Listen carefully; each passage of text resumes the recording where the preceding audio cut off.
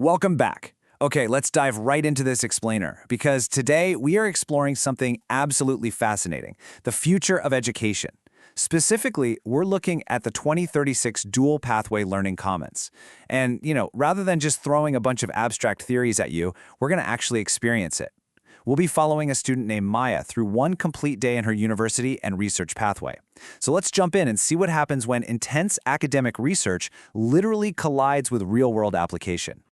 So here's our map for the explainer. We're tracking Maya's progression step by step, from 7 a.m. all the way to 2 p.m. Notice how this isn't just a random schedule of disconnected classes. Her day actually flows purposefully, starting with a morning research prompt and building straight up to an afternoon presentation. Right, so it's 7 a.m. Maya hasn't even stepped foot in a classroom yet, but when she opens her learning dashboard, she doesn't see that typical, dreadful list of disjointed homework assignments. Instead, she gets hit with this driving question: how do environmental and economic conditions affect community health outcomes?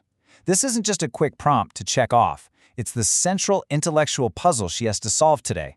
It sets the whole stage. Now, what was really interesting about this slide is how her AI research assistant immediately jumps in to help her tackle that massive question. It doesn't just spit out a bunch of random internet links. It curates highly targeted resources. We're talking local public health data, specific articles on respiratory illnesses, and actual interview notes from local healthcare partners. But here's the kicker. It suggests a direct connection to her classmate Javier's health science simulation team. So right from the get-go, her academic research is totally tied to applied health science. Okay, fast forward to 8:15 a.m. Maya's in a student-led seminar, and the dynamic is just so cool. The core question pushes them further. How can communities actually use data to improve outcomes? The teacher isn't standing at the front just lecturing. No, they're acting as a facilitator, asking these really probing questions like, whose perspective is missing, or how could this data be used responsibly? It forces Maya to stop and think about the actual human beings behind all those numbers. And during this seminar, Maya makes a brilliant observation. She points out that communities lacking preventive care end up relying heavily on emergency treatment. And this is exactly where her work intersects with her classmate Javier. See, Javier is focused on clinical practice, literally learning how to respond to immediate patient symptoms. Maya, on the other hand, is investigating the massive, complex systems that dictate why those patients ended up in the emergency room in the first place.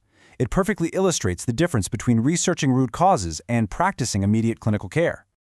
Moving on to 9:30 a.m., Maya hits her data analysis block. She's deep in the weeds of these public health data sets when her AI assistant flags a pretty major limitation. It points out that her data might not actually represent rural communities very well.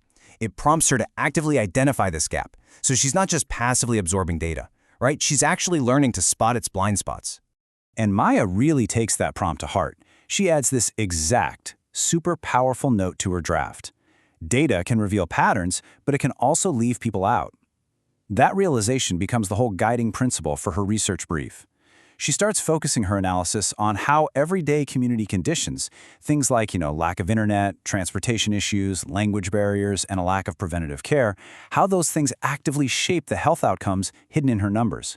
Let's move to 11 a.m. and see how this all builds to the climax of her morning. This is where the pathways physically cross. Maya meets directly with Javier and his health science team. Javier just finished this crazy rigorous simulation with a patient in severe respiratory distress, where he had to make rapid clinical decisions. Maya listens to his rundown, and then she asks a total systems-level question: what contextual information would have helped him understand that patient's situation way earlier, before it became an emergency?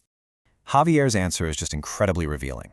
He says, I needed more context: home environment, access to care, and whether the patient had been managing symptoms before coming in. That right there, that clinical realization completely validates Maya's academic thesis. To make the best clinical decisions, Javier absolutely needs to understand the exact community health patterns that Maya has been researching all morning. It's like two pieces of a puzzle snapping together. So the crucial point is, they don't just sit around talking about this connection, they actually do something about it. Together, Maya and Javier start designing a tangible solution, a new patient intake tool. They merge their two worlds, purposefully combining those immediate medical symptoms with the underlying social factors that dictate a patient's care. It is literally academic research and clinical practice coming together in real time. By 12:30 p.m., Maya uploads a draft of her research brief.